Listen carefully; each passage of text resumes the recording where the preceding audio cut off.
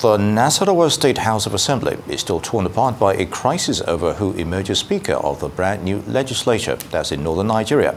The House is split down the middle between two groups of lawmakers who have this far demonstrated little desire for mediation, which led to last Thursday's denial of access to certain principal officers.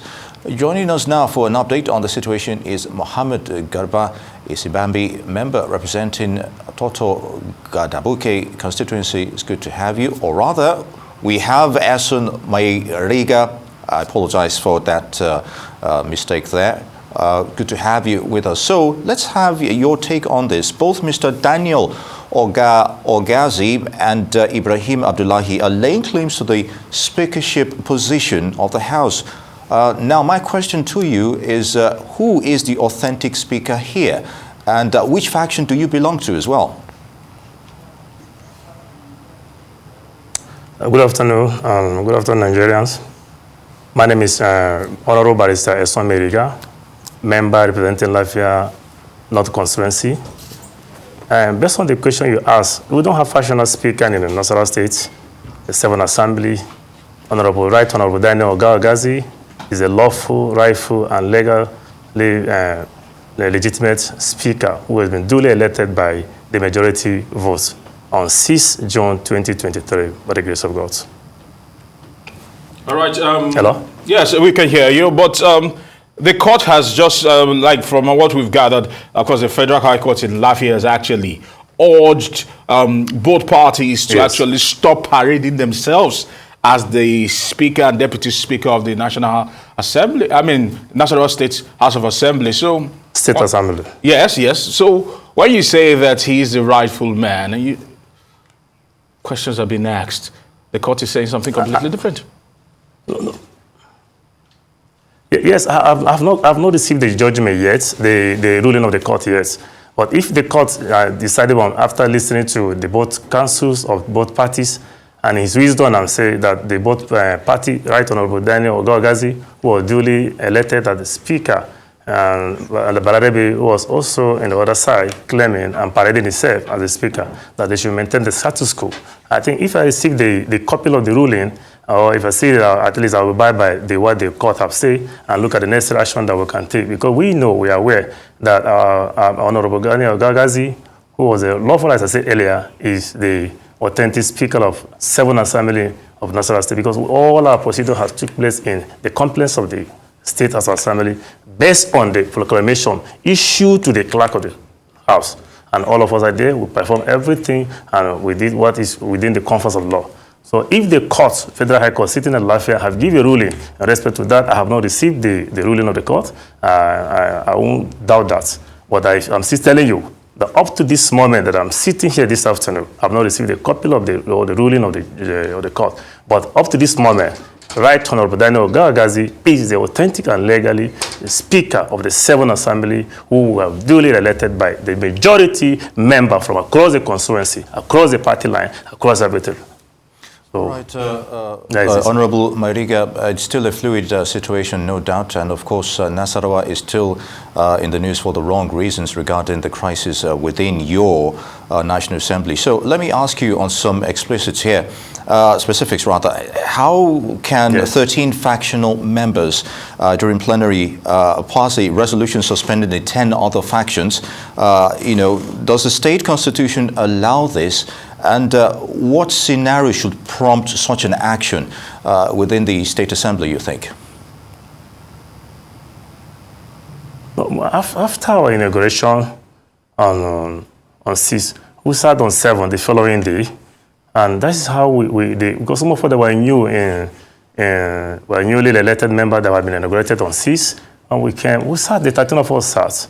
And the motion was moved by one of us to allow and seconded by one of us for the suspension and ban of the other member, not just to ban them, but if you look at the last phrase of the motion, the resolution, is that any of the 10 who absented themselves from inaugurating themselves on 6, they can come at any time, but they bar them and they suspend them from parading themselves, do anything, and claiming that they are elected or members who are in National State Assembly. We just did it within the people of law, as I said earlier, at the whole of the chamber of the House of Assembly. A motion was moved and seconded. That is a procedure. That is a procedure. Anywhere. All right, Honorable Mairiga, and still riding on that procedure, as you said, another reason for the suspension, given that we've been hearing all over the place, is that the description of the 10 other members as troublemakers, as it were. Can you shed more light on that when they had been described as troublemakers? That's what we're hearing out there. No, for me as an honorable member, that's not the reason that. Hello? Are we together? Yes, we are. We can hear you. Go ahead. Based on your question that you put to me, that whether the other members who exempted themselves, who are absent on the day of the inauguration as trouble or other thing, no, that may be the position of other people. But in my own side, I don't think that on that other side. It's not the reason for the suspension of those people, but we believe they are the one also causing a lot of issues and other things within the state. That they don't want the state to live in peace. They don't want the entire state to live in harmony that they wish to do. Because one of the things that we believe is to restore the peace of Nasarawa state. If you check Nasarawa state, in the whole of the 36 states, Nasarawa state is one of the peaceful states by the grace of God. So we don't want anything that will come and cause chaos, that will come and take us back to the eras of crisis and other things. That is why we by the grace of God, make that resolution, and it was done, and it was seconded by all of us, and all the 30 members agreed to that. It's not that they are troublemaker per se, as we are saying.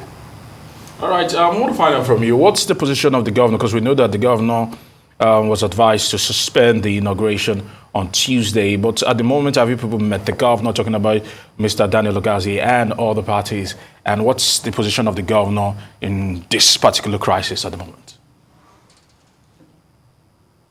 No, as I said earlier, whether we like it or not, the governor is the father of the entire people of Nasarawa state.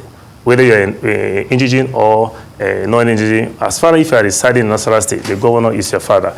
But his position, he has already taken he has taken his side from the other side, because he told a lot of people in so many fora that they prefer Balarebe more than Daniel, which is not his business. This is a business of 24 members elected by their own consent. That if you look at the constitution, in section 92, that members shall choose or elect their speaker and deputy speaker among themselves, not the intervention, not the imposure of someone who is executive governor of the state. No. Even if you want to, at least you prefer Balarebe more than Daniel, you don't need to raise that issue. You need to lobby among the elected members, who you are the one that sent that letter of proclamation to the clerk, that the inauguration is coming up on day on 6 June 2023, which you know. That since everybody is going, and also, these are people that are from your party. As a father, you need to show love to one and hate one. As you are showing love to one, people who are eligible to cast their vote to the rightful person now have said, no, we don't want the person that you need. We need this person because from base of our thesis that we look at them, based on human relationship, Honorable Daniel Ogazi, who was on 30 speaker, all of us agreed the 30 majority, inclusive of irrespective of party. As I'm talking to, I'm a PDP man. I was voted in the platform of PDP. There are APC among us. There are SDP. There are NNPP among those 13 of us who are the integrity group that will believe with the justice, we believe the law, we believe everything that we're going to do, and we did it according to the law. Not an issue. The governor, as I'm talking to, up to this moment, I don't know. He's still our governor, but he has failed in his responsibility as the father of all, in respect of whatever his view. Okay, Honorable Mairiga, I apologize. Let's take a look at the Mairiga, sir. Mairiga, yes. Now let's take a look at the tenure of Honorable Abdullahi. This will not be his first time.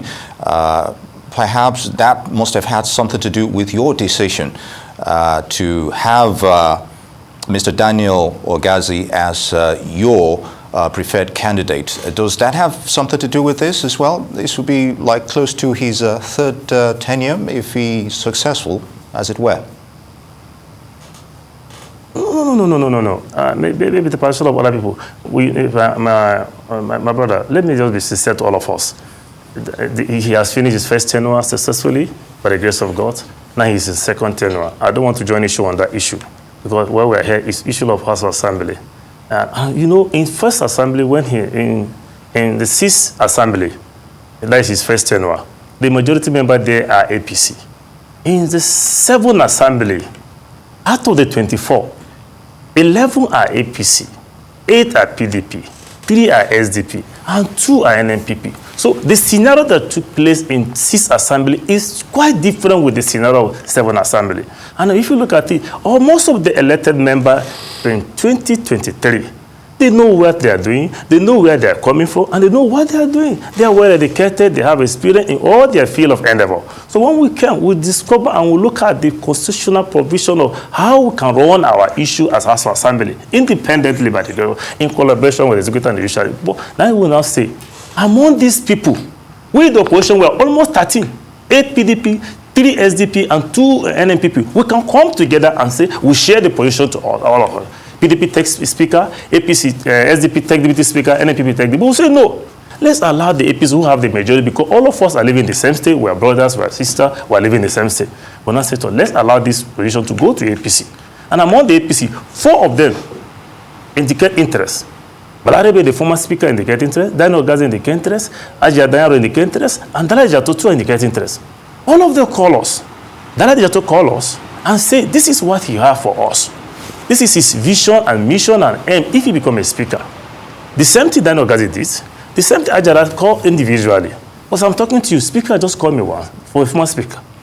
And some of us advise him. Call everybody. You are an experienced speaker. You have been there twice. If you don't call us, everybody is lobbied. And Hon Ogazi, after giving us his analysis and what he did, if he won this House Assembly, if he's elected, this is his vision, this is his mission, and everybody believe with him. I'm telling you, sir, if not because of the comparison and the comparison of the governor against other members who are for the 11 of the other camp, almost more than 3 or 4 of them, they are with us. Some told us that they don't want to do anything against the wishes of their boss. Who say, no, we are independent. We should have to choose our own leader for ourselves. For the purpose of at least let people that voted for us believe that we are not rubber stamp. That is what happened. And nobody among us, we pray or we have a meeting that we're going to go against any government. No. What we say, allow us to choose people that will be our speaker and our deputy speaker. And we have chosen already. Since he have issued a proclamation letter to the clerk, and the clerk have notified us through a message, through a letter sent to our WhatsApp, and all of us know that this is the date, this is the time, this is the hour that this proclamation inauguration is going to take place. And we follow everything that they say. It's just because that somebody don't want someone to become the Speaker of the House of Assembly, and God and the people who are the one to vote. We voted for Hon Ogazi, who was the authentic Speaker of Nasarawa State in 7th Assembly. And what the governor needs to do now is for him now to summon all of us, the right honorable speaker, who he worked with him, and they are from the same party. There is no reason, he have not given us a convincing reason for him saying that he didn't love Hon Ogazi. If that one is a personal problem between you and Hon Ogazi, but we, the majority member, have already choose our rightful speaker. So you need to at least impress us and see ways that you can be able to dialogue between you and the speaker. That is it. But where you go to this television, you go to this way and emphasize this and say this and say this, that other people are sponsoring, other people are doing this. No! I have told a lot of people that I'm not coming to House Assembly to come and fight the executive. No! I've come to contribute my own quarter to see how we can be able to build our state together. That is it. If we make a law today and the executive are not there to implement our law, what achievement have we achieved? If there is problem. And the judiciary are not there to interpret it for us. We have problem. So we need to work together to see how we can be able to build our state. And for the benefit of us and the unborn child that are coming, that at a particular time, people follow the path of justice, all right, not the path of injustice. I want to thank you for your time, Honorable Esson Mairiga, for all you've actually done and actually shedding light on the crises in Nasarawa State House of Assembly. Thank you very much for your time here on this day.